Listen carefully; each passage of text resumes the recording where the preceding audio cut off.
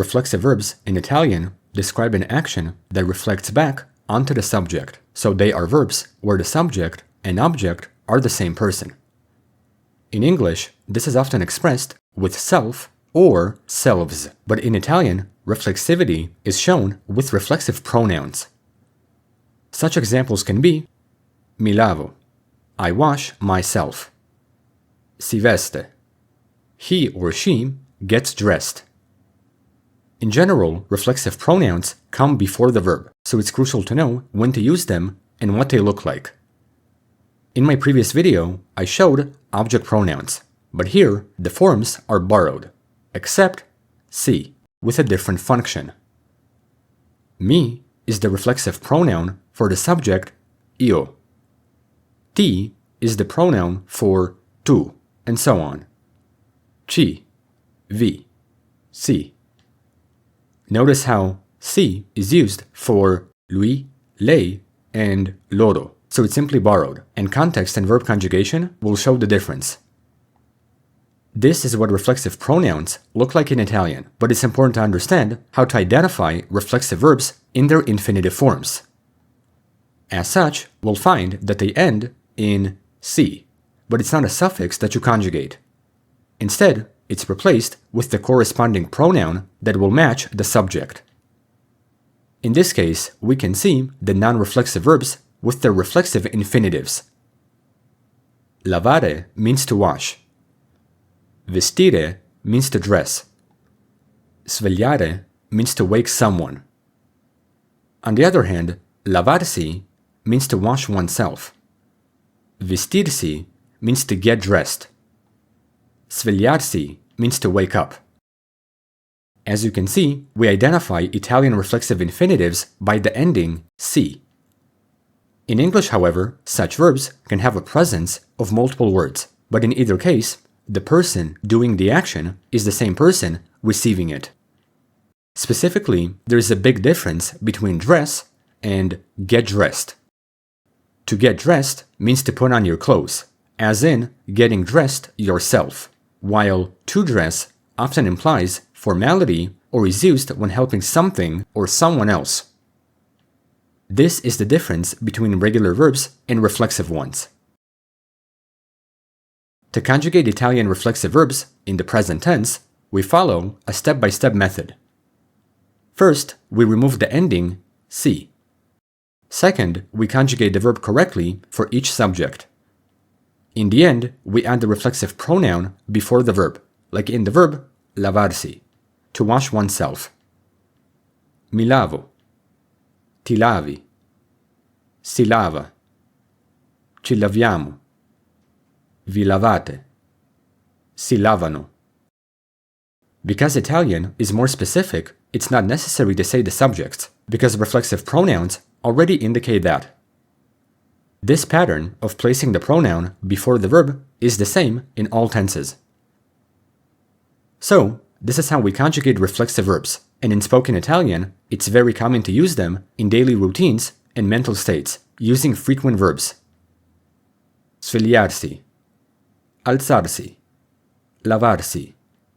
Vestirsi. Pettinarsi. Divertirsi. Annoiarsi. Generally, reflexive verbs are essential in Italian, and one of the most important reasons to learn them carefully is that some can change meaning when they become reflexive, like svegliarsi, to wake up, fermarsi, to stop oneself, ricordarsi, to remember, perdersi, to get lost. You can see the difference that's made when regular verbs become reflexive, so it's very important to know.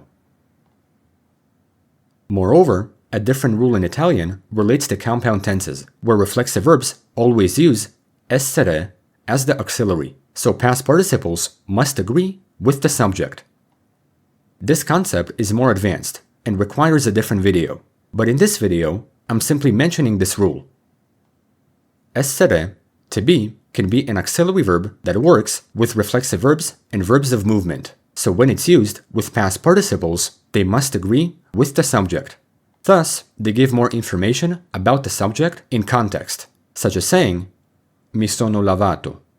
I washed myself. Masculine. We know the subject is io because of the pronoun, and that it's masculine because the participle ends in o. On the other hand, mi sono lavata means that the subject is feminine because it ends in a. As I said, this concept needs a separate video. Furthermore, the placement of reflexive pronouns matters because they can go before conjugated verbs, like we've seen previously, but they can also be attached to infinitives and gerunds. As such, reflexive pronouns can attach to infinitives and drop the final vowel, but when they attach to gerunds, nothing is dropped.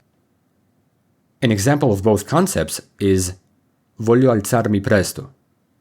I want to get up early. Sto alzandomi presto. I am getting up early. According to the rule, both forms are grammatically correct, but it's more common to place reflexive pronouns before the conjugated verb. Mi voglio alzare presto. Mi sto alzando presto. The difference is that putting pronouns before verbs is the natural way to use reflexive verbs. Lastly, we should know that some reflexive verbs can also be reciprocal, showing actions that are done to each other. Such verbs are mainly used in social actions, having two or more subjects, like the verbs incontrarsi, to meet each other, salutarsi, to greet each other, abbracciarsi, to hug each other. When using reciprocal reflexives, context typically makes the meaning clear, as we can see in these examples. Ci incontriamo al bar ogni venerdì. Si salutano sempre con un sorriso. Ci abbracciamo prima di partire. These are classical reciprocal reflexives, where the action goes from the subject back to it collectively.